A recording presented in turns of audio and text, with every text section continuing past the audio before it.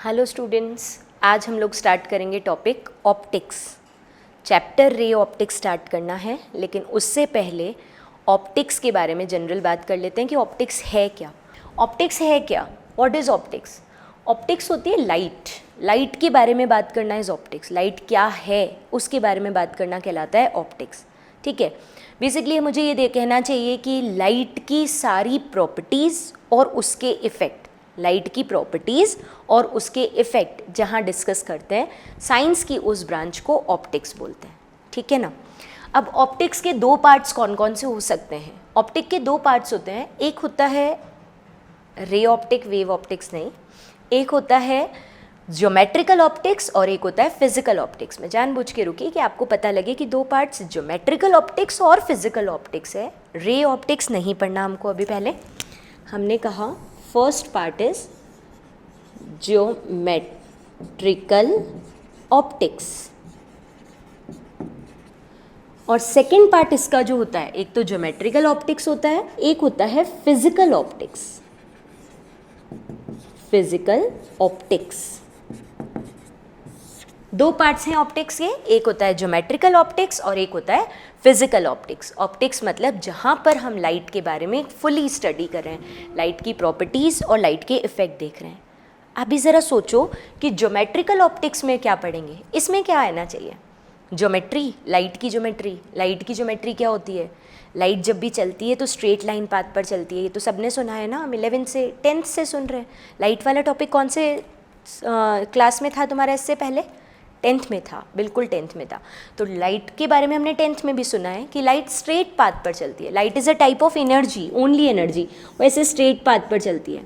और जब light straight path पर चलेगी तो उसको हम क्या नाम देते हैं? लाइट जब स्ट्रेट पाथ पर चलेगी तो उसको हम क्या नाम देते हैं? रे। लाइट की रे, जब वो स्ट्रेट पाथ पर चल रही है तो उसको रे बोलते हैं। अब रे की सारी ज्योमेट्री बता दो आप लाइट की, मतलब वो कितनी डिस्टेंस चली, किस डायरेक्शन में चली, वेलोसिटी क्या है, कितने एंगल पर आई, कितने एंगल पर गई, लाइट के बारे में सारी वो बातें करना related to geometry. Length, angle, velocity, ये सब बातें करना ज्योमेट्रिकल ऑप्टिक्स कहलाती है। ठीक है, तो इतने में तो तुम समझ चुके होगे कि ज्योमेट्रिकल ऑप्टिक्स में हम लोगों को बेसिकली कौन सा टॉपिक देखना है। ज्योमेट्रिकल ऑप्टिक्स में हम लोगों को एक ही टॉपिक देखना है, रे ऑप्टिक्स। ज्योमेट्रिकल ऑप्टिक्स में बेसिकली एक ही टॉपिक देखना है जिसको हम नाम दे देते हैं रे ऑप्टिक्स। ठीक है, रे ऑप्टिक्स देखना है हमको ज्योमेट्रिकल ऑप्टिक्स में। लाइट को एक स्ट्रेट लाइन पर चलता हुआ मानना है। सिमिलरली फिजिकल ऑप्टिक्स में चलते हैं। फिजिकल ऑप्टिक्स वर्ड का मतलब क्या होना चाहिए? फिजिकल ऑप्टिक्स का मतलब ऑप्टिक्स की वो ब्रांच जहाँ पर हम लाइट को फिजिक्स के अकॉर्डिंग माइक्रोस्कोपिकली ध्यान से देखते हैं। एनर्जी तो है, स्ट्रेट पाथ पर तो चल रही है, लेकिन जब इसको माइक्रोस्कोपिकली देखेंगे तो उसका डुअल नेचर दिखता है। लाइट का कौन सा नेचर दिखता है? डुअल। सबने सुना है लाइट का डुअल नेचर, किसने बताया था? हाँ, जो तुम बोल रहे हो, सोच रहे हो, बोला भी तुम सबने, लाइट का डुअल नेचर डी ब्रोगली ने नहीं बताया। लाइट का डुअल नेचर डी ब्रोगली ने नहीं बताया है। वो मटेरियल का, मैटर का, इलेक्ट्रॉन, एटम, पार्टिकल का डुअल नेचर बताया था डी ब्रोगली ने। वेव और पार्टिकल नेचर दोनों, वो तो मटेरियल का बताया था। लाइट का डुअल नेचर किसने बताया था? डी ब्रोगली नहीं, कौन है? आइंस्टीन। लाइट का डुअल नेचर किसने बताया था? आइंस्टीन ने बताया था कि लाइट डुअल नेचर शो करती है। और कौन कौन से होते हैं वो डुअल नेचर लाइट के? दो होते हैं लाइट के नेचर। एक तो अपने पास में होता है लाइट का वेवी नेचर, लाइट वेव की तरह दिखती है, वेव की तरह दिखती है लाइट, उसका लाइट का वेवी नेचर बोलते हैं। और एक लाइट का पार्टिकल नेचर। ये दोनों नेचर आइंस्टीन ने बताए थे। दूसरा नेचर कौन सा हो गया लाइट का? Particle nature. पार्टिकल और वेव नेचर।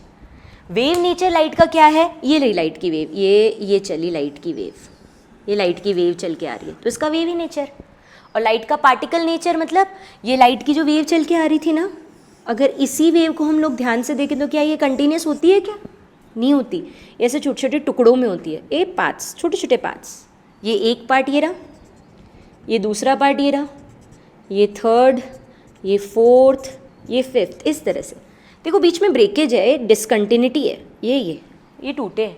तो लाइट कभी भी कंटिन्यूसली नहीं चलती। वेव तो है लेकिन वो वेव छोटे छोटे पार्ट्स में चल रही है। वेव तो है लेकिन वो वेव छोटे छोटे पार्ट्स में चल रही है, टुकड़ों में चल रही है। इन्हीं टुकड़ों को बोलते हैं लाइट के पार्टिकल। पार्टिकल का, लाइट का सबसे छोटा particle, fundamental particle, energy bundle light का क्या कहलाता है? फोटोन। लाइट का energy particle, bundle of energy क्या कहलाता है? फोटोन, बिल्कुल कहलाता है फोटोन। तो लाइट को फिजिकली देखा, माइक्रोस्कोपिकली देखा तो डुअल नेचर दिखा, वेव और पार्टिकल। लाइट के वेव नेचर से रिलेटेड पॉइंट क्या होता है? लाइट के वेव नेचर से रिलेटेड पॉइंट होता है कि लाइट कंटिन्यूसली वेवी फॉर्म में चलती है। पार्टिकल का मतलब छोटे छोटे पार्ट्स होते हैं जिनको हम क्या बोलते हैं? Energy bundle. एनर्जी बंडल या दूसरा नाम क्या है? फोटोन। हर एक फोटोन की energy h nu Max Planck ने बताई थी, 11th में केमिस्ट्री में भी पढ़ी है ना, वही वाला फोटोन। अब जहाँ पर हम लाइट का वेवी नेचर पढ़ेंगे, जहाँ पर हम लाइट का वेवी नेचर पढ़ेंगे उसको हम नाम दे देंगे वेव ऑप्टिक्स। Wave optics. जहाँ पर हमने लाइट का रे नेचर पढ़ा, स्ट्रेट लाइन पाथ पर चल रही है लाइट, इस तरह का नेचर पढ़ा, उसको बोल दिया रे ऑप्टिक्स। और जहाँ लाइट का वेवी नेचर पढ़ा उसको क्या नाम दे दिया? Wave optics. और जहाँ पर लाइट का फोटोन नेचर पढ़ा, एनर्जी बंडल, पार्टिकल आए, मेटल की सरफेस से टकराए और टकराए वहाँ से इलेक्ट्रॉन इजेक्ट कर दिया। पार्टिकल आया, मेटल की सरफेस से टकराया और टकरा कर इलेक्ट्रॉन इजेक्ट कर दिया। इस तरह का नेचर जहाँ पढ़ते हैं उसको बोलते हैं लाइट का पार्टिकल नेचर। और मेटल की सरफेस पर कौन आया? फोटोन। लाइट का फोटोन आया, मेटल की सरफेस से टकराया और टकराते ही इलेक्ट्रॉन को निकाल दिया। फोटो इलेक्ट्रिक इफेक्ट पढ़ा है ना, वो लाइट का पार्टिकल नेचर ही तो है, फोटोन ही तो आया था वहाँ पे। फोटो इलेक्ट्रिक इफेक्ट कहाँ पढ़ा था ये छोटे फॉर्म में तुमने 11th क्लास में केमिस्ट्री में पढ़ा था। डिटेल से हम लोग इसको यहाँ एक चैप्टर ले लेंगे, इसको लिख देते हैं हम लोग शॉर्टली, इसको नाम दे देंगे आज के बाद पीई ही बोलेंगे। फोटो इलेक्ट्रिक इफेक्ट पीई पढ़ेंगे, यहीं पर पढ़ेंगे हम लोग, फिजिक्स के चैप्टर्स में ही पढ़ेंगे। फिजिक्स 12th क्लास की फिजिक्स के सेकंड बुक के चैप्टर्स हैं ये तीनों। तो लाइट यानी optics, study of light, about its properties and its effects is known as optic. Light की प्रॉपर्टी और उसका इफेक्ट पढ़ना ऑप्टिक्स है। दो ब्रांचेस हैं, रे यानी कि ज्योमेट्रिकल ऑप्टिक्स जिसमें हम लाइट को रे मानते हैं, रे ऑप्टिक्स पढ़ेंगे। फिजिकल ऑप्टिक्स लाइट को माइक्रोस्कोपिकली देखते हैं, डुअल नेचर दिखता है, आइंस्टीन ने बताया था। वेव और पार्टिकल नेचर, वेव नेचर के अकॉर्डिंग वेव ऑप्टिक्स पढ़ेंगे, पार्टिकल नेचर के अकॉर्डिंग पार्टिकल ऑप्टिक्स पढ़ेंगे। पार्टिकल ऑप्टिक्स का नाम हम ये ना देख फोटो इलेक्ट्रिक इफेक्ट देखते हैं, पार्टिकल ऑप्टिक्स को हम पार्टिकल ऑप्टिक्स न कहकर फोटो इलेक्ट्रिक इफेक्ट कहते हैं। फोटो इलेक्ट्रिक इफेक्ट में फोटोन आता है, मेटल की सरफेस से टकराता है, इलेक्ट्रॉन को इजेक्ट करता है। ठीक है, 3 अलग अलग चैप्टर हैं सेकेंड बुक में। फर्स्ट चैप्टर यानी वैसे देखा जाए तो चैप्टर नंबर 9 रे ऑप्टिक्स है। सेकेंड बुक का अगला चैप्टर वेव ऑप्टिक्स है। सेकेंड बुक का और अगला चैप्टर पर आएंगे तो photo electric effect and matter waves है। ठीक है, ये चैप्टर्स हैं। रे ऑप्टिक्स में हम लोग क्या पढ़ेंगे? खुद सोचो, लाइट जब स्ट्रेट पाथ पर चल रही है और स्ट्रेट पाथ पर चलते हुए उसमें किसी भी मीडियम से टकराती है और रीबाउंड हो जाती है यानी रिफ्लेक्शन पढ़ेंगे, और दूसरे मीडियम में एंटर कर गई और अपने पाथ से डिफ्लेक्ट हो जाती है, यानी कि हम लोग क्या पढ़ेंगे? रिफ्लेक्शन और रिफ्रैक्शन, दो चीज़ें पढ़ेंगे। रिफ्लेक्शन, लाइट रे आई मीडियम से रिबाउंड हो गई, रिफ्रैक्शन लाइट रे दूसरे मीडियम में चली गई। सुना है इसके बारे में? हाँ, बहुत सुना है। मिरर में क्या होता है? रिफ्लेक्शन। ठीक है, लाइट रे एयर से पानी में चली जाती है, क्या होता है? रिफ्रैक्शन। ग्लास में चली जाती है, हमारे स्पेक्स के अंदर, ग्लास स्लैब के अंदर, ठीक है, और लेंस के अंदर, माइक्रोस्कोप टेलीस्कोप के लेंस के अंदर, वो सब क्या है? रिफ्रैक्शन। तो वो सब कुछ हम लोग रे ऑप्टिक्स में पढ़ेंगे और बड़े आराम से समझ आएगा। और वेव में क्या पढ़ते हैं? Wavy nature. सोचो 11th में क्या पढ़ा था?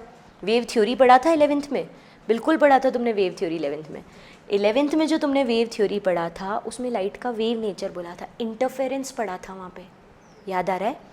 हाँ, बीट्स पढ़ा, इंटरफेरेंस पढ़ा। तो हम लाइट में जब आएंगे तो हम उसी इंटरफेरेंस को उठाएंगे, डॉपलर इफेक्ट को उठाएंगे। उसके अलावा कुछ नए टॉपिक भी पढ़ेंगे, डिफ्रेंसिएशन, पोलराइजेशन, ये सब लाइट के इफेक्ट है, लाइट के वेवी नेचर के। Interference, diffraction, polarisation, Doppler effect, ये सब वेव थ्योरी में पढ़ेंगे। ठीक है, वेव ऑप्टिक्स में पढ़ेंगे। और यहाँ तो दिख ही रहा है क्या पढ़ेंगे? फोटो इलेक्ट्रिक इफेक्ट, लाइट की सरफेस, लाइट के फोटोन आए, मेटल की सरफेस से टकराए और इलेक्ट्रॉन इजेक्ट कर दिया, फोटो इलेक्ट्रिक इफेक्ट। तो सब कुछ दिख रहा है कि ऑप्टिक्स में पढ़ना क्या है। यानी अभी जो बोर्ड पर लिखा हुआ है, अभी जो तुम्हारे सामने लिखा हुआ है, वो किसी एक चैप्टर का मैटर है या 3 चैप्टर्स हैं?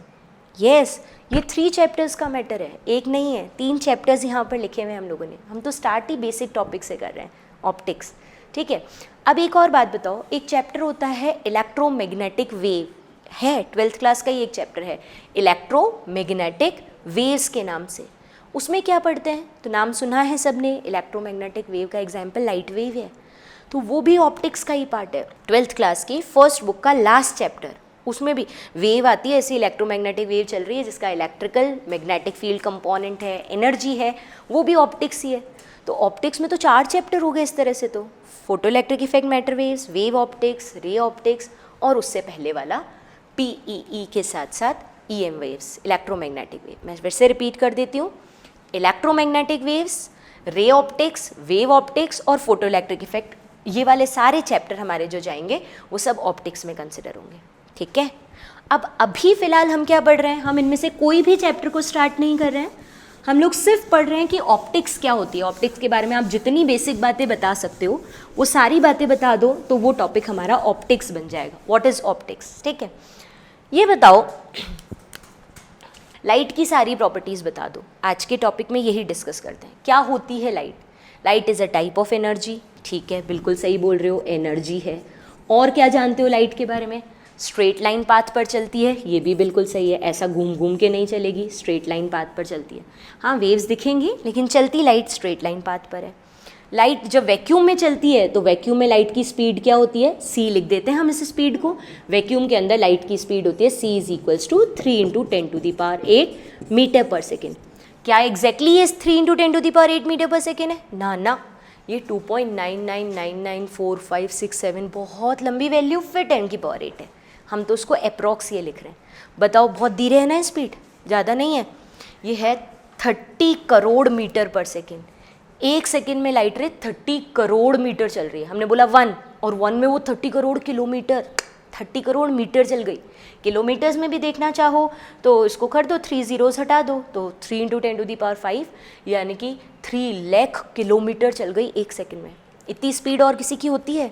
लाइट जितनी तेज और किसी की स्पीड नहीं होती है। होती है एक चीज़ की, हमारे थॉट्स की। हम जो सोचते हैं ना, अभी यहाँ है, अभी अमेरिका में कोई कज़न रह रहा है, उस तक पहुँच सकती है। अभी यहाँ बैठे हैं और घर पे सोच रहे होंगे मम्मी खाने में क्या बनाया आज मम्मी ने, तो कुछ भी सोच सकते हैं। वो तो थॉट्स की स्पीड है, वो तो मजाक है, एक्सेप्शन है। बट हाँ, स्पीड ऑफ लाइट से ज़्यादा और किसी की भी स्पीड नहीं हो सकती। Highest speed is speed of light, 3 × 10⁸ metre पर सेकेंड, वो भी कहाँ पर, वैक्यूम में।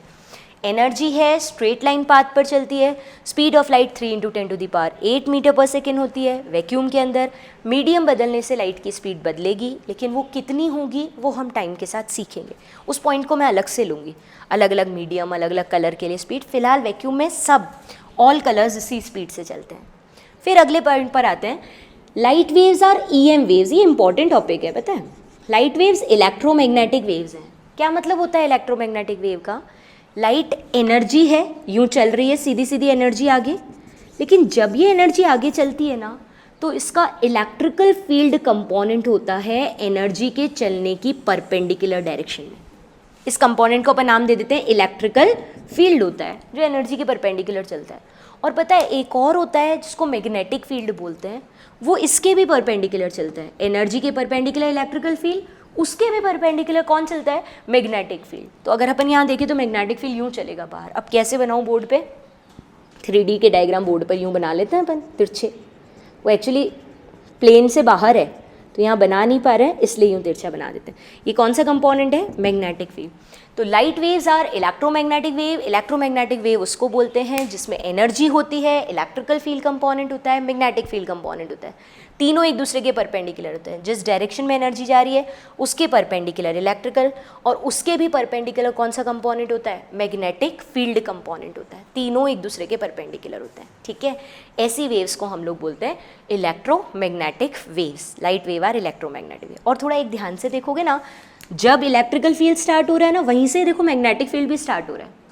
जब इलेक्ट्रिकल फील्ड पीक पे पहुंच रहा है तो मैग्नेटिक फील्ड भी पहुंच रहा है। ऐसा होता था ना SHM वाले में तुम्हारे, हाँ SHM में भी यही होता था, वाइब्रेशन होते थे, पीक आता था। वैसे इलेक्ट्रोमैग्नेटिक वेव में electrical field, magnetic field, SHM ही तो कर रहे हैं, तो SHM जैसा ही डायग्राम दिख रहा है। पर देखो, जब इलेक्ट्रिकल फील्ड मैक्सिमम है, मैग्नेटिक फील्ड भी मैक्सिमम है। इलेक्ट्रिकल फील्ड 0 हुआ, मैग्नेटिक भी 0 हुआ। इलेक्ट्रिकल फील्ड नेगेटिव में गया, डायरेक्शन बदली, मैग्नेटिक भी पीछे चला गया, डायरेक्शन नेगेटिव में चला गया, डायरेक्शन बदल गई। इसका मतलब इलेक्ट्रिकल फील्ड और मैग्नेटिक फील्ड एक दूसरे के परपेंडिकुलर तो हैं। एनर्जी आगे चल रही है, ये इलेक्ट्रिकल ये मैग्नेटिक, परपेंडिकुलर तो है, लेकिन परपेंडिकुलर होने के साथ सेम फेज में है।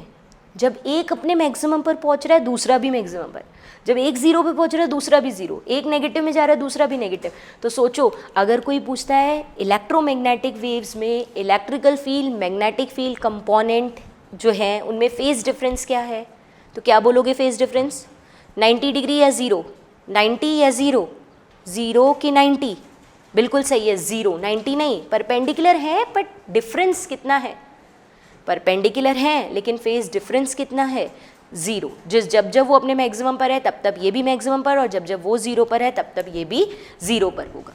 इतनी बात क्लियर हो गई ईएम वेव के बारे में, ये क्लियर हो गया। अब ईएम वेव्स जो होती हैं, लाइट वेव एग्जाम्पल है ईएम वेव का, ईएम वेव जो होती है वो ट्रांसवर्स वेव्स होती हैं। ट्रांसफर वेव, ये क्या होती है ट्रांसफर वेव्स? पढ़े थे ये भी 11th क्लास में। एक होती है ट्रांसफर वेव्स, एक होती है लॉन्जिट्यूडनल वेव्स। ट्रांसफर का मतलब क्या होता है, लॉन्जिट्यूडनल का क्या होता है?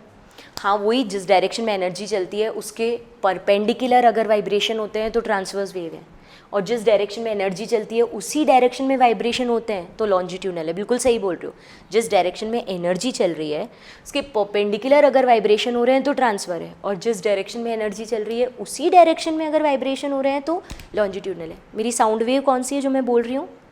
साउंड वेव जो मैं बोल रही हूँ वो कौन सी वेव है? लॉन्जिट्यूडनल, बिल्कुल ठीक है, वो लॉन्जिट्यूडनल वेव है। लेकिन अगर हम बात कर रहे हैं ये लाइट की जो वेव है वो कैसी है, आगे चल रही है एनर्जी और देखो परपेंडिकुलर वाइब्रेशन हो रहे हैं तो ट्रांसफर वेव है। तो light wave is the example of transfer wave, ये ट्रांसफर वेव का एग्जांपल है। और बताओ, लाइट वेव ट्रांसफर वेव है, इलेक्ट्रोमैग्नेटिक वेव का एग्जांपल है। पता है इसको चलने के लिए मीडियम का नीड नहीं है, मीडियम का रिक्वायरमेंट नहीं है। मतलब ट्रांसफर वेव मीडियम होगा तो भी ठीक है, मीडियम नहीं होगा तो भी ठीक है। मैं फिर से बोल रही हूँ, ट्रांसफर वेव मीडियम में भी चल सकती है और बिना मीडियम की भी चल सकती है।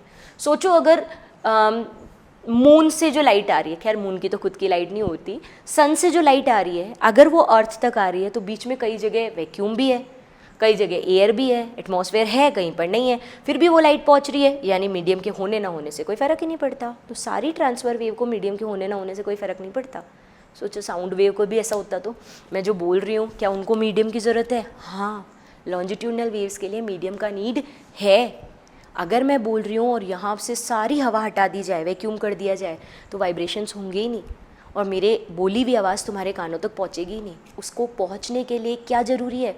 मेरी आवाज़ को तुम्हारे कानों तक पहुँचने के लिए क्या ज़रूरी है? मीडियम। तो लॉन्जिट्यूडनल वेव के लिए मीडियम चाहिए, ट्रांसफ़र के लिए नहीं चाहिए। लाइट वेव कौन सी वेव है? ट्रांसफ़र, इसको चलने के लिए मीडियम नहीं चाहिए, बिना मीडियम के भी चल जाएगी।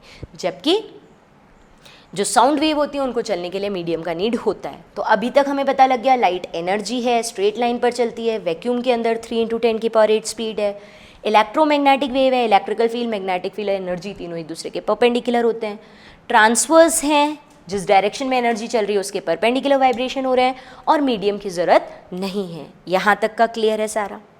एक पॉइंट और बताऊं, जैसे यहाँ ध्यान आ रहा था कि ये इलेक्ट्रोमैग्नेटिक वेव है, ईएम वेव है, तो इसका मतलब इसके electrical field magnetic field component तो है, लेकिन अगर हम लाइट का कोई फोटोन ले लेंगे और उसको इलेक्ट्रिकल फील्ड में जाकर रख देंगे, मैं रिपीट कर रही हूँ, लाइट का कोई फोटोन ले लिया, यही वाला, इसका एक टुकड़ा ले लिया और उसको इलेक्ट्रिकल फील्ड में जाकर रख दिया, तो वो इलेक्ट्रिकल फील्ड से डिफ्लेक्ट नहीं होगा, खुद भले ही जनरेट करता है, लेकिन लाइट का फोटोन न्यूट्रल है, कोई चार्ज नहीं है, तो एक्सटर्नल बाहर वाले इलेक्ट्रिकल फील्ड में रखने पर उस पर कोई फ़र्क नहीं पड़ता। और कोई मैग्नेटिक फील्ड है, यानी N pole S pole magnet के रखे हुए हैं, वहाँ भी जाकर अगर इस फोटोन को उठा के रख दोगे ना तो उस पर कोई फ़र्क नहीं पड़ेगा, कोई फोर्स नहीं लगेगा। मैं फिर से रिपीट कर देती हूँ, इलेक्ट्रोमैग्नेटिक वेव का खुद का इलेक्ट्रिकल और मैग्नेटिक फील्ड कंपोनेंट होता है, सही है, लेकिन वो एक्सटर्नल इलेक्ट्रिकल फील्ड में जाकर इस फोटोन को रख दिया जाए तो कोई फोर्स नहीं लगता, एक्सटर्नल मैग्नेटिक फील्ड में जाकर इस फोटोन को रख दिया जाए तो कोई भी फोर्स नहीं लगता। क्या ये पॉइंट क्लियर हुआ? ठीक है, तो लाइट के ये सारे पॉइंट अभी तक हमें क्लियर हो चुके हैं। अब और आगे बढ़ते हैं लाइट के बारे में, एक लाइट का पॉइंट और देख लेते हैं। लाइट के बारे में ये देखते हैं कि लाइट का इफेक्ट, लाइट के फोटोन का इफेक्ट हमारी आइज पर कितनी देर के लिए रहता है। किसी भी लाइट के फोटोन का इफेक्ट हमारी आंखों पर कितनी देर के लिए रहता है? तो हर लाइट के फोटोन का इफेक्ट हमारी आइज पर 1/10 सेकेंड्स के लिए रहता है। लाइट का फोटोन आएगा, 1/10 सेकेंड तक हमारी आंखों पर इफेक्ट छोड़ेगा और उसके बाद ब्लैक डार्कनेस आ जाएगी, सच है, एक फोटोन आया, लाइट दिखी, 0.1 सेकेंड, 1/10 मतलब 0.1 सेकेंड लाइट रही, फिर क्या हो गया, डार्कनेस, अंधेरा ही अंधेरा हो गया, कुछ नहीं है, अंधेरा दिखने लग गया। हाँ ऐसा होता है। और फिर बोले कि लेकिन हमारे पास तो कोई बल्ब से लाइट जल रही होती है, बल्ब जल रहा है, वहाँ से लाइट आ रही है तो हमें तो कंटिन्यूस दिखती है, बिल्कुल वैसे जैसे नल से पानी आ रहा है हमें तो कंटिन्यूस दिखता है, नल वाला पानी तो हमें लगातार आता हुआ दिखता है। और शार वाला कैसे दिखता है, ड्रॉप्स के फॉर्म में। हाँ डिफरेंस है नल में और शार में। टैप वाला, नल वाला जो पानी होता है उसमें बूंदें इतनी जल्दी जल्दी आती है कि हमें कंटिन्यूस आते दिखता है, और शार वाले में जो पानी की बूंदें आ रही हैं, ड्रॉप्स आ रही हैं, वो थोड़ा थोड़ा गैप पे आती हैं, इसलिए अलग अलग दिख रही हैं। तो मेरे हिसाब से अभी तक तो खुद समझ आ गया होगा कि हमें बल्ब से, ट्यूबलाइट से आती हुई लाइट कंटिन्यूस क्यों दिखती है, ऐसे छोटे छोटे ड्रॉपलेट्स में क्यों नहीं दिखती कि एक बार तो लाइट फिर अंधेरा, फिर लाइट फिर अंधेरा, ऐसा क्यों नहीं दिखता, कंटिन्यूस क्यों दिखती है, क्योंकि वो एक सेकेंड में बहुत सारी आ रही है। पता है लाइट के फोटोन की फ्रीक्वेंसी, यानी एक सेकेंड में नंबर ऑफ फोटोन्स, फ्रीक्वेंसी यानी एक सेकेंड में नंबर ऑफ फोटोन्स जो आ रहे हैं ना लाइट के, वो अप्रोक्स 10⁻23 हर्ट्स है फ्रीक्वेंसी, यानी एक सेकेंड में 10⁻23 फोटोन्स आ रहे हैं, इतने सारे आ रहे हैं एक सेकेंड में। तो यानी 2 फोटोन्स के बीच में टाइम गैप कितना हो गया, 1/10⁻23 सेकेंड्स, यानी कि पहले वाले फोटोन की लाइट चलेगी 0.1 सेकेंड तक, उससे पहले ही दूसरा आ गया, फिर दूसरे वाले की 0.1 तक चलेगी, उससे पहले ही तीसरा आ गया। अरे बहुत जल्दी आ रहे हैं, ये टाइम तो बहुत कम है। तो एक की लाइट चल रही है, लाइट चलते चलते दूसरा आ गया, दूसरे की लाइट चल रही है, चलते चलते तीसरा आ गया। ऐसे आपको कंटिन्यूस लाइट दिखेगी या ब्रेकेज दिखेंगे, फोटोन अलग अलग दिखेंगे? नहीं दिखेंगे, कंटिन्यूस दिखेगी, क्योंकि नंबर बहुत ज़्यादा आ रहा है ना, एक सेकेंड में बहुत सारे आ रहे हैं ना, 2 के बीच में गैप कम है ना, इसलिए आपको लगातार आती हुई दिख रही है लाइट। मेरी बात समझ आ रही है? तो लाइट के फोटोन का हमारी आंखों पर इफेक्ट 0.1 सेकेंड, 1/10 सेकेंड के लिए रहता है, लेकिन वो लगातार इसलिए दिखती है क्योंकि खूब सारे आ रहे हैं। फिर एक पॉइंट और डिस्कस करते हैं, अगला पॉइंट लाइट के बारे में। वो अगला पॉइंट ये है कि हमें कोई भी वो ऑब्जेक्ट दिखता है जो हमारी आंखों पर 1 मिनट या उससे बड़ा एंगल बनाता है। हमें कोई भी वो ऑब्जेक्ट दिखता है जो हमारी आइज पर 1 मिनट या फिर उससे बड़ा एंगल बनाता है। सबसे पहले तो मैं ये बात कर लेती हूँ कि मिनट एंगल की यूनिट है। एंगल की यूनिट होती है degree, radian, minute, second. Minute का मतलब एंगल की यूनिट है, और 1 मिनट का मतलब होता है 1/60 डिग्री। 1 मिनट का मतलब कितना होता है, 1/60 डिग्री। तो अगर कोई ऑब्जेक्ट हमारी आंखों पर 1/60 डिग्री का एंगल बनाता है या उससे बड़ा बनाता है तो दिखता है। मेरे हिसाब से इतना ज़्यादा वैसे समझने की ज़रूरत नहीं है हमको। तुम तो मुझे ये बताओ सीधा सीधा मोटा मोटा, वो ये कि अभी जो यहाँ लिखा हुआ है वो सब तुमको दिख रहा है या नहीं दिख रहा है? दिख रहा है, इतनी देर से पढ़ रहे हैं। अभी जो यहाँ लिखा है वो हम सबको दिख रहा है या नहीं दिख रहा है? बिल्कुल दिख रहा है, इतनी देर से पढ़ रहे हैं जी। पेन दिख रहा है, हाँ। मैं दिख रही हूँ, हाँ। पेन का कैप दिख रहा है, हाँ। इस पर कुछ कुछ लिखा है ऐसा पता लग रहा है, हाँ। सब कुछ दिख रहा है। यहाँ खूब सारे बैक्टीरियाज हैं, दिख रहा है। यहाँ बहुत सारे एयर मॉलिक्यूल हैं, दिख रहे हैं। यहाँ बहुत सारे डस्ट पार्टिकल हैं, दिख रहे हैं। इस बोर्ड पे कई ऐसे छोटे छोटे मार्क्स हैं जो तुम्हें नहीं दिख रहे हैं। तो क्या रीज़न क्या है कि कुछ ऑब्जेक्ट तो, कुछ चीज़ें तो दिख रही हैं, लेकिन कुछ ऐसी, क्या बहुत कुछ ऐसी है जो नहीं दिख रही हैं? उसका क्या कारण है? उसका कारण ये होता है कि जैसे हमारे पास ये कोई ऑब्जेक्ट है, समझना मैं क्या बोल रही हूँ। ये कोई ऑब्जेक्ट है, इस ऑब्जेक्ट के ये टॉप वाला पॉइंट होता है, ये बॉटम वाला होता है। लाइट सन से जो आई या ट्यूबलाइट से जो आई वो सारे ऑब्जेक्ट पर गिरती है और वो ऑब्जेक्ट फिर उस लाइट को वापस रिफ्लेक्ट करता है। तो ये कोई ऑब्जेक्ट है, इसके इस टॉप से जो लाइट आई वो और इसके इस बॉटम से जो लाइट आई वो, ये दोनों हमारी आँखों पर आकर जो एंगल बनाती है, ये आँख बनाई है मैंने, ये हमारी आँखों पर आकर जो एंगल बनाती है ना, इस एंगल को बोलते हैं विजन एंगल। ये एंगल 1 मिनट से बड़ा होना चाहिए। इसका मतलब क्या हुआ, जो ऑब्जेक्ट छोटा होगा उसका एंगल छोटा बनेगा, जो एंगल बड़ा होगा वो बड़ा बनेगा। यानी बड़े ऑब्जेक्ट तो हमको दिख जाएंगे क्योंकि उनका एंगल 1 मिनट से बड़ा होगा, छोटे ऑब्जेक्ट हमको नहीं दिखेंगे क्योंकि उनका एंगल 1 मिनट से छोटा होगा। तो सिंपल सी बात है। तो जितना बड़ा ऑब्जेक्ट हमें दिखेगा, जितना छोटा होगा वो नहीं दिखेगा। एक और बात बताओ, एक ऑब्जेक्ट हमसे दूर है और एक ऑब्जेक्ट हमसे पास है। इसी ऑब्जेक्ट को मैं दूर कर देती हूँ, सेम ऑब्जेक्ट को मैं अपने से दूर कर देती हूँ। उसी साइज़ का ऑब्जेक्ट है पर अपने से दूर है। अब बताओ यहाँ से जो लाइट रे आँखों पर आ रही है वो पहले ब्लू वाली लाइन जितना ही एंगल बना रही है या उससे कम बना रही है? कम बना रही है। जो ऑब्जेक्ट हमसे दूर होता है वो छोटा एंगल बनाता है और जो ऑब्जेक्ट हमारे पास होता है वो बड़ा एंगल बनाता है। और जितना बड़ा एंगल होता है, अगर वो 1/60 मिनट से ज़्यादा होगा तो हमें ऑब्जेक्ट दिख जाता है। कई बार तुमने ये सुना होगा, तुम्हारे हाथ में कुछ लग गया तो मम्मी को जाके दिखाते हो कि मम्मी पता नहीं क्या है, लग रहा है, चुभ रहा है। तो मम्मी सबसे पहले क्या कहती है, दे पास ला देखूँ। दिखा तो क्या चुभ रहा है। तो पास लाने से क्या हुआ, पास लाने से उसका विजन एंगल बड़ा हो गया, पास लाने से क्या हुआ, विजन एंगल बड़ा हो गया। विजन एंगल बड़ा होने से क्या फ़ायदा मिला, बोले विजन एंगल बड़ा हुआ इसका मतलब अब हमें ऑब्जेक्ट हमें आराम से दिखने लगेगा। विजन एंगल बड़ा हुआ इसका मतलब अब हमको ऑब्जेक्ट आराम से दिखने लगेगा। मेरी बात समझ आई। तो ऑब्जेक्ट को देखने के लिए विजन एंगल को बड़ा करना पड़ता है, ऑब्जेक्ट को देखने के लिए विजन एंगल को बड़ा करना पड़ता है। यहाँ बैक्टीरियाज माइक्रोस्कोप से दिख जाएंगे क्योंकि वो विजन एंगल बड़ा हो जाएगा, 1 मिनट से बड़ा हो जाएगा। तो अभी कुछ बेसिक प्रॉपर्टीज़ तो हो चुकी हैं, कुछ और बात करते हैं।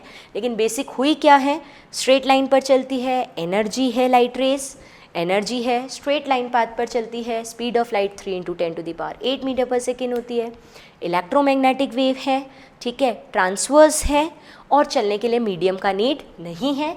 1/10 सेकेंड का तक इसका इफेक्ट हमारी आंखों पर रहता है। और एक पॉइंट और क्या है, 1 मिनट से या 1/60 डिग्री से बड़े एंगल्स की सारी चीज़ें हमको दिखती हैं, उससे छोटी चीज़ें हमको दिखाई नहीं देती हैं। इतना clear. Spectrum of light, light का स्पेक्ट्रम क्या होता है, स्पेक्ट्रम का मतलब होता है कि कोई भी लाइट रे जब हमने प्रिज्म पर डाली, प्रिज्म इसी चैप्टर में रे ऑप्टिक्स में पढ़ेंगे हम लोग। प्रिज्म ऐसा होता है, ग्लास का बना हुआ होता है, ऐसे ट्रायंगुलर शेप होता है ना, 3D का होता है ट्रायंगुलर शेप। तो कोई भी प्रिज्म पर जब हम लाइट रे डालते हैं तो लाइट रे सारे अलग अलग पार्ट्स में डिवाइड होती है, छोटे छोटे अलग अलग पार्ट्स में डिवाइड हो जाती है, उसको बोलते हैं लाइट का स्पेक्ट्रम। किसके बेस पर, एनर्जी अलग अलग होती है इसलिए अलग हो जाती है, वेवलेंथ, स्पीड अलग अलग है, फ्रीक्वेंसी अलग अलग है, तो सारी लाइट रे अलग अलग हो जाती हैं और अलग जाकर स्क्रीन पर मिलती हैं, उसको बोलते हैं स्पेक्ट्रम। प्रिज्म से पास करने के बाद लाइट की रे सारे अलग अलग पार्ट्स में डिवाइड हो जाती है अकॉर्डिंग टू एनर्जी या अकॉर्डिंग टू वेवलेंथ, उसी को हम लोग क्या नाम दे देते हैं, स्पेक्ट्रम। तो लाइट के स्पेक्ट्रम में कौन कौन से पार्ट होते हैं, यहाँ से आई लाइट, यहाँ से आई और सारे अलग अलग पार्ट्स में डिवाइड हो गई प्रिज्म, स्क्रीन पर हमको ये सब अलग अलग पार्ट मिलते हैं, ऐसा स्पेक्ट्रम होता है। इसमें कौन कौन से पार्ट होते हैं, तो लाइट के स्पेक्ट्रम के पार्ट तुम लोगों ने सुने हुए हैं, लाइट के स्पेक्ट्रम के पार्ट तुम लोगों ने सुने हुए हैं, कहाँ, 11th क्लास के अंदर केमिस्ट्री में सुने थे लाइट के स्पेक्ट्रम के पार्ट। फर्स्ट पार्ट देखें तो सबसे ज़्यादा एनर्जी वाला पार्ट होता है कॉस्मिक रेज, सबसे ज़्यादा एनर्जी वाला पार्ट होता है कॉस्मिक रेज। उससे कम एनर्जी वाला पार्ट कौन सा होता है, गामा रेज, बिल्कुल सही, गामा रेज। उससे कम एनर्जी किसकी होती है, एक्स रेज। और उससे कम एनर्जी किसकी होती है, अल्ट्रा वायलेट रेज, इसको हम शॉर्टली लिख देते हैं यूवी रेज। वैसे पूरा नाम क्या है, अल्ट्रा वायलेट रेज। उससे कम एनर्जी कितनी किसकी होती है, विजिबल लाइट, विजिबल लाइट या विजिबल रे ही बोल दो जब सबको रे नाम दे रहे हो तो, बाकी तो लाइट ही है ये, विजिबल लाइट, रे मतलब लाइट ही है, ठीक है। उससे कम एनर्जी किसकी होती है, तो उससे कम एनर्जी आगे ना लिख के मैं यहाँ नीचे बता रही हूँ, वैसे तो इससे कम की तरफ जाएगा, इससे कम एनर्जी होती है, विजिबल लाइट से कम एनर्जी हमारी होती है इंफ्रारेड, IR, इंफ्रारेड रेज, ठीक है, इंफ्रारेड की होती है। उससे कम एनर्जी किसकी होती है, तो होती है माइक्रो रेज, माइक्रोवेव्स या माइक्रो रे भी बोल सकते हो उसी को, माइक्रोवेव, ठीक है। और उससे कम एनर्जी किसकी होती है, तो माइक्रो से भी कम एनर्जी होती है हमारे पास में रेडियो वेव्स की, रेडियो वेव्स या रेडियो रे भी बोल सकते हो, वेव रे दोनों नाम दिए जा सकते हैं। तो अब इस हिसाब से तुम देखो तो हमारे पास में सारी लाइट का स्पेक्ट्रम तैयार हो चुका है डिक्रीजिंग एनर्जी के फॉर्म में, पहले सबसे ज़्यादा फिर कम की तरफ लिखा है, कॉस्मिक रेज, उससे कम गामा, उससे कम एक्स रेज, एक्स रेज से कम होती है यूवी लाइट, उससे कम होती है विजिबल, विजिबल से कम इंफ्रारेड, इंफ्रारेड से कम माइक्रो, माइक्रो से कम रेडियो।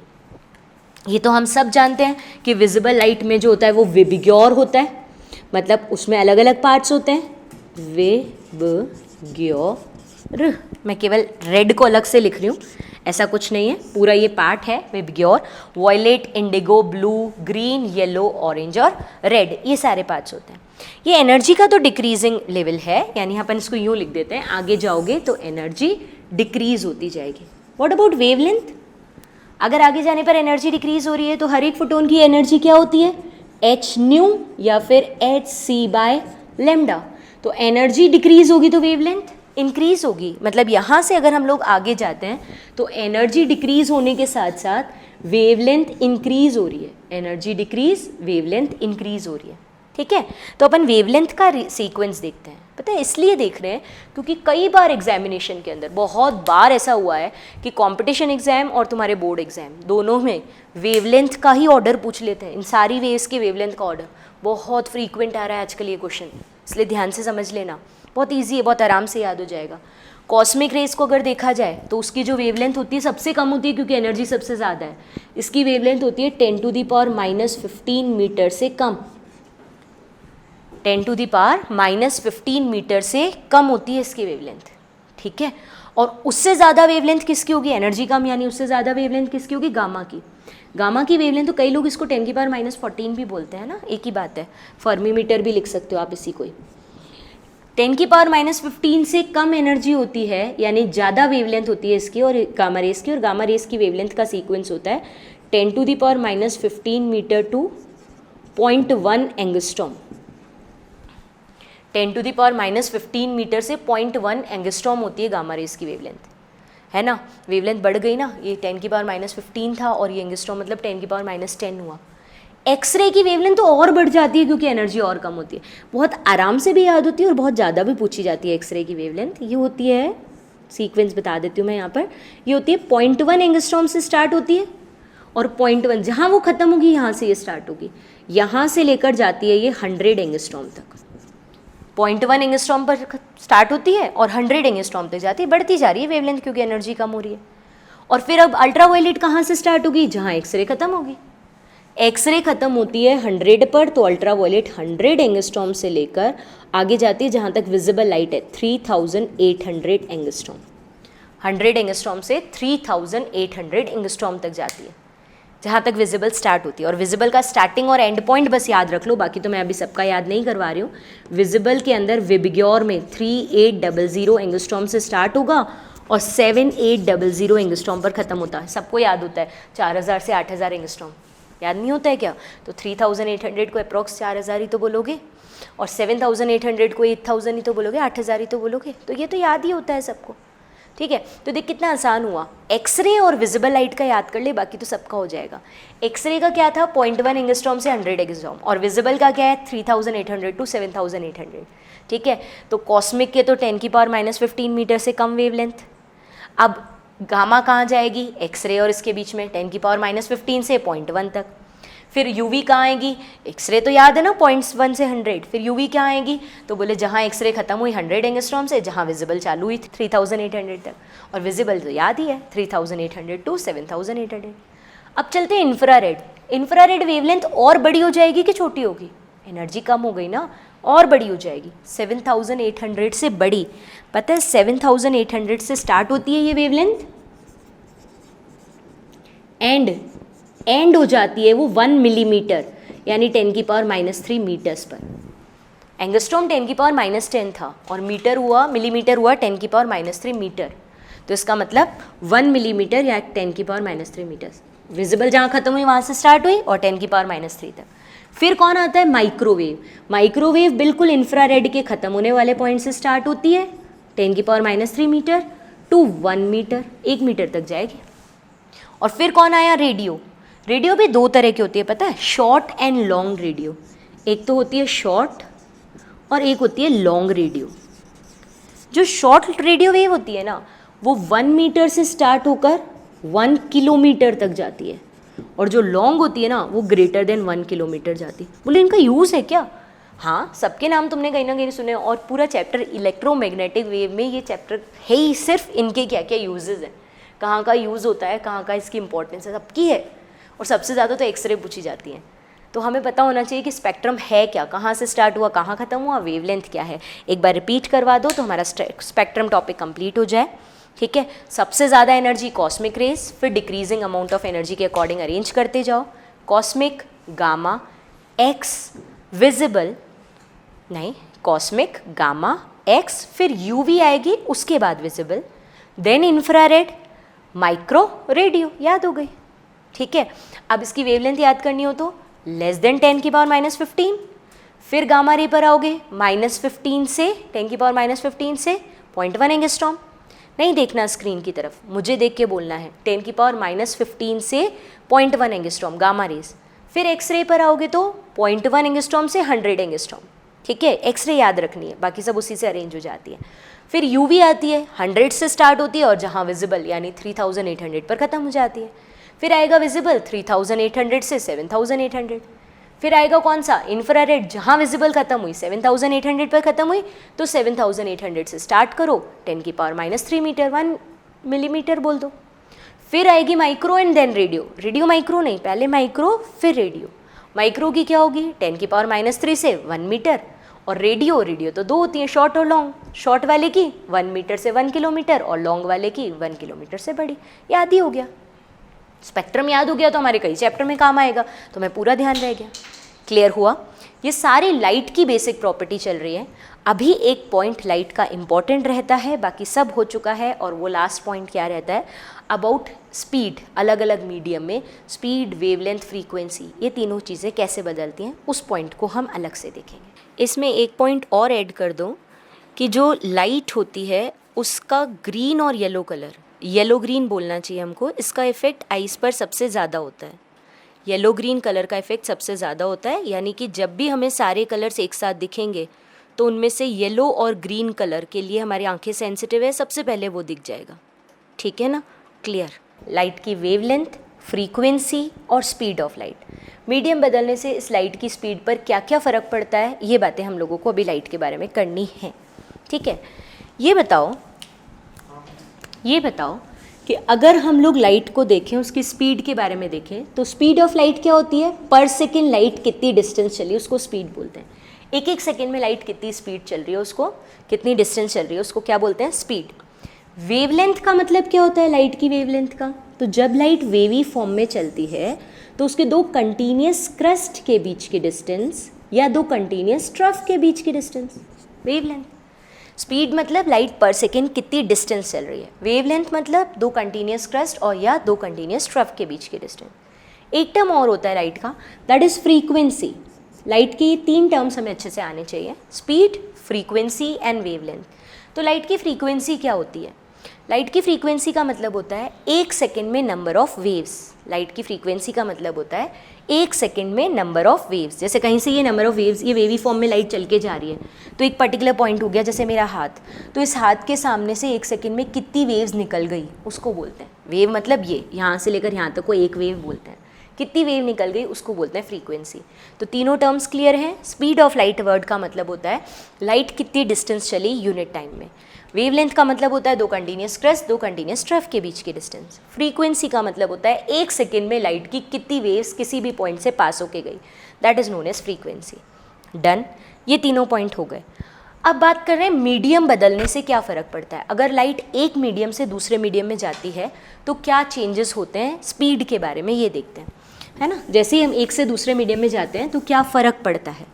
तो देखो जी, अगर हम कहीं रेयर मीडियम में हैं, रेयर मीडियम किसको बोलते हैं, जहाँ पर लाइट की स्पीड ज़्यादा है। जहाँ लाइट रेयर मीडियम में चल रही है मतलब उसको कोई इंटरप्शन नहीं, आराम से चल रही है, वहाँ स्पीड ज़्यादा है। और डेंसर मीडियम किसको बोलते हैं, डेंसर मीडियम हम उसको बोलते हैं जहाँ पर लाइट की स्पीड कम है। तो सपोज़ यहाँ कोई रेयर मीडियम था, यहाँ से लाइट रे डेंसर में एंटर करी, कुछ इस तरह से यहाँ लाइट रे चल रही थी और ये यूँ आराम से चल रही थी। जैसे ही डेंसर में एंटर करी, एम्पलीट्यूड, ये जो ऊपर नीचे कर रहे हैं इस पर भी फ़र्क पड़ता है, लेकिन मैं इसकी बात अभी अलग से कर लूँगी, अभी नहीं कर रही मैं। इस तरह से हो जाती है इंटरप्शन, दिक्कतें आती है इसलिए।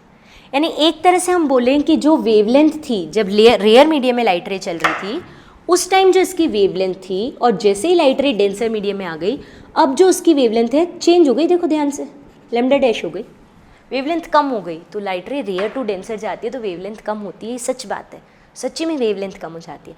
लेकिन पता है फ्रीक्वेंसी कभी चेंज नहीं होती। मैं फिर से रिपीट कर रही हूँ, फ्रीक्वेंसी नहीं बदलती, फ्रीक्वेंसी सेम ही है। 1 सेकेंड में लाइट रे किसी भी मीडियम में चलते ना सेम चलती है। Repeat, it is frequency, frequency same रहती है कहीं भी लाइट चल जाए। मतलब 1 सेकेंड में अगर यहाँ पर वेव्स चली हैं, देखो काउंट करना, 1 वेव, ठीक है, यहाँ से स्टार्ट हुई यहीं ख़त्म कर लेते हैं, ये 1 वेव, ये 2 वेव, ये 3, ठीक है। या एक काम करते हैं, यहीं से स्टार्ट करते हैं, ये 1, ये 2, ये 3, यहाँ तक ख़त्म करते हैं इसको, जहाँ से स्टार्ट हुई, लीव दिस पार्ट। ये 3 वेव जितने टाइम में चली ना उतने टाइम में यहाँ पर भी डेंसर मीडियम में भी 3 वेव्स ही चलेंगी। जितने टाइम में रेयर में 3 चली है उतने टाइम में डेंसर में भी 3 चलेगी, ये 1, ये 2, ये 3, यहीं तक पहुंची। देखो ये सेम फ्रीक्वेंसी सेम है, जितनी देर में 3 वेव इधर चली उतनी देर में 3 वेव इधर भी चली। क्या फ़र्क पड़ गया? पहले तो इतनी बड़ी डिस्टेंस चली, अब इतनी छोटी सी चल गई। डिस्टेंस ज़्यादा चली है 1 सेकंड में, यहाँ डिस्टेंस कम चली है, यानी यहाँ स्पीड ज़्यादा है और यहाँ पर स्पीड कम है। यहाँ स्पीड ज़्यादा है, यहाँ स्पीड कम है। तो कुल मिलाकर मैं ये कहना चाहूँगी कि अगर मीडियम बदल देते हैं तो उसके साथ वेवलेंथ बदलती है, वेवलेंथ ज़्यादा तो स्पीड ज़्यादा, वेवलेंथ कम तो स्पीड कम, फ्रीक्वेंसी नहीं बदलती। तो बेसिकली हम मोटा मोटा ये कह दें क्या कि speed depends on wavelength, speed wavelength पर डिपेंड करती है। आप एक मीडियम से दूसरे मीडियम में जाते हो तो ऐसी कंडीशन में स्पीड कम हो जाती है क्योंकि वेवलेंथ कम हो जाती है। अगर डेंसर में गए हो तो speed is directly proportional to wavelength. Repeat, speed is directly proportional to wavelength. और जैसे ही प्रोपोर्शनल साइन हटाते हैं कांस्टेंट आ जाता है, और वो कांस्टेंट क्या होता है? फ्रीक्वेंसी। वो कांस्टेंट फ्रीक्वेंसी है। मीडियम बदलने पर क्या नहीं बदलता? फ्रीक्वेंसी। मीडियम बदलने पर क्या नहीं बदलता? फ्रीक्वेंसी। तो ये 3 टर्म अगर आपको क्लियर हैं तो हम स्पीड को और डिटेल से देख सकते हैं। तीनों में हमने ये कहा लाइट रे एक से दूसरे मीडियम में जाती है तो स्पीड बदल जाती है क्योंकि स्पीड डिपेंड्स ऑन वेवलेंथ। नहीं बदलती तो क्या? फ्रीक्वेंसी, क्योंकि वो दोनों मीडियम में सेम है। अब ये बताओ मुझे, लाइट डिफरेंट कलर्स की होती है, red, yellow, green, orange. Red colour का बल्ब पानी में रेड है, ठीक है, हवा में रेड है, कांच में ले जाओगे तो भी रेड है, या कलर बदल जाएगा, येलो हो जाएगा? नहीं होगा। आप किसी भी मीडियम में जाओ, रेड कलर का bulb is always red. Green colour का बल्ब है, हवा, पानी, कांच सब में ग्रीन होगा। यानी कलर भी मीडियम चेंज करने से चेंज नहीं होता। रेयर एंड डेंसर मीडियम में, अलग अलग मीडियम में जाने पर कलर भी चेंज नहीं होता। तो क्या चेंज नहीं हुआ था? फ्रीक्वेंसी। और क्या चेंज नहीं हुआ? कलर। तो फ्रीक्वेंसी के प्रोपोर्शनल है colour. Colour depends on frequency. नहीं बदलता मीडियम बदलने पर फ्रीक्वेंसी, और नहीं बदलता क्या? कलर। ठीक है, तो फ्रीक्वेंसी और कलर दोनों चेंज नहीं होते, और speed depends on wavelength. Medium बदलने से स्पीड बदलती है क्योंकि वेवलेंथ बदल जाती है। डन ना? अब आप एक से दूसरे मीडियम में जाओ और आप बातें करो सारी स्पीड के बारे में। एक से दूसरे मीडियम में जाओ और हर कलर की स्पीड के बारे में बात करो। हम टॉपिक एक सिंगल टर्म के साथ लेते हैं, स्पीड। स्पीड वैक्यूम में कितनी थी? 3 × 10⁸ मीटर पर सेकेंड। कौन से कलर के लिए थी? अरे स्पेक्ट्रम में इतनी सारी चीज़ें थी ना, कॉस्मिक, माइक्रो, रेडियोस, है ना, विजिबल, विबग्योर, किसके लिए? एक्सरे, गामा रे, किसके लिए थी ये स्पीड? सेम, सबके लिए, सेम फॉर ऑल, सबके लिए सेम थी। फिर अगर हम मीडियम में चले जाएंगे तो क्या होगा? तो मीडियम में जाते ही वेवलेंथ बदल गई, तो उससे क्या बदलेगी? स्पीड चेंज हो जाएगी, क्योंकि जैसे ही मीडियम में जाते हैं वहाँ पर स्पीड किसके प्रोपोर्शनल हो जाती है? वेवलेंथ के। और कांस्टेंट क्या रहता है? Frequency constant. फ्रीक्वेंसी कांस्टेंट हो जाती है। जैसे वैक्यूम में तो सबकी सेम स्पीड थी, चाहे कोई भी कलर हो, लेकिन मीडियम में सबकी स्पीड अलग अलग हो जाती है। डिफरेंट फॉर ऑल कलर्स, मैं लिख देती हूँ यहाँ पर, मीडियम में speed is different for all colours. सारे कलर्स के लिए डिफरेंट हो जाएगी। All colours, different for all colours, सबके लिए अलग अलग होगी। डिपेंड किस पर करेगा? वेवलेंथ पर। तो आप सिंपली बता दो मुझे कि अगर हम लोग एक मीडियम से दूसरे मीडियम में जाते हैं तो रेड कलर की स्पीड ज़्यादा होगी या फिर वॉयलेट कलर की स्पीड ज़्यादा होगी? स्पीड फॉर रेड कलर ज़्यादा होगी या स्पीड फॉर वॉयलेट कलर ज़्यादा होगी? किस कलर की स्पीड ज़्यादा होगी जैसे ही मीडियम में जाओगे? रेड की। क्यों? वेवलेंथ ज़्यादा थी। कितनी थी रेड की वेवलेंथ? याद करो, रेड की वेवलेंथ कितनी थी? रेड की वेवलेंथ तो थी 8000 एंगस्ट्रॉम, 7800। और वॉयलेट की कितनी थी? 4800, 3800, यानी अप्रॉक्स 4000 एंगस्ट्रॉम बोल दो। तो जैसे ही आप एक मीडियम से दूसरे मीडियम में जा रहे हो तो मीडियम बदलने से वेवलेंथ बदल गई, वेवलेंथ बदल गई तो स्पीड बदल गई। अलग अलग कलर की वेवलेंथ अलग अलग होती है, इसलिए अलग अलग कलर के लिए स्पीड भी अलग होती है। किसी भी मीडियम में रेड ज़्यादा तेज़ चलता है, वॉयलेट कम चलता है। भले ही एनर्जी वॉयलेट की ज़्यादा थी, रेड ज़्यादा तेज़ चलेगा क्योंकि उसकी वेवलेंथ ज़्यादा है। सबसे ज़्यादा वेवलेंथ किसकी थी? माइक्रो और रेडियो, तो वो सबसे तेज़ चलेंगी। सबसे कम वेवलेंथ किसकी थी? कॉस्मिक, तो वो सबसे धीरे चलेगी। एनर्जी कॉस्मिक की ज़्यादा है लेकिन वेवलेंथ कम है, इसलिए कॉस्मिक रेज सबसे धीरे चलेंगी। और वेवलेंथ सबसे ज़्यादा रेडियो की है, इसलिए रेडियो वेव सबसे तेज चलेगी क्योंकि वेवलेंथ सबसे ज़्यादा है। स्पीड इस तरह से चेंज होती है। मीडियम टू मीडियम हर कलर की स्पीड अलग अलग होती है। फिर जब हम ऐसा लिखते हैं ना, ये बात तो ठीक है, अलग अलग मीडियम में हर कलर की स्पीड अलग अलग होती है, लेकिन जब हम लोग ऐसा लिखते हैं कि वाटर के अंदर, वैक्यूम के अंदर speed of light is 3 × 10⁸ metre पर सेकेंड, ये बात तो ठीक थी।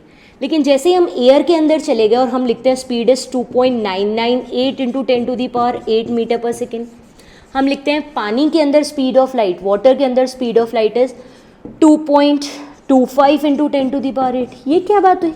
अभी तो आप कह रहे थे मीडियम के अंदर सारे कलर अलग अलग चलेंगे, और अभी आपने मीडियम के अंदर पानी के अंदर जो स्पीड ऑफ लाइट है वो ये लिख दी, ऐसे कैसे? ये हमने एक ही कलर के लिए लिखी है, येलो, मिड कलर के लिए, येलो कलर के लिए सारे अलग अलग चलेंगे स्पीड से, लेकिन ये स्पीड कौन से कलर की है? येलो कलर की। एवरेज की लिखते हैं ना, बाकी तो हर कलर की अलग अलग होगी, जिसकी वेवलेंथ ज़्यादा उसकी स्पीड ज़्यादा, वेवलेंथ कम स्पीड कम, ठीक है। अगर आप चले जाओगे किस में? ग्लास में, तो ग्लास के अंदर तो स्पीड ऑफ लाइट और कम हो जाती है, 2 × 10⁸ मीटर पर सेकेंड। किसको बोलते हैं डेंसर मीडियम, किसको बोलते हैं रेयर? जहाँ स्पीड ऑफ लाइट सबसे ज़्यादा है वो होता है रेयर मीडियम, या रेयरर बोल दो क्योंकि कंपैरिजन करते हैं, और जहाँ स्पीड ऑफ लाइट सबसे कम है उसको बोलते हैं डेंसर मीडियम। इसको डेंसर इसलिए बोल रहे हैं कि स्पीड ऑफ लाइट सबसे कम है ना, दिक्कत सबसे ज़्यादा आ रही है, ये डेंसर मीडियम है। और भी डेंसर मीडियम हो सकते हैं, इससे भी डेंसर होता है मीडियम।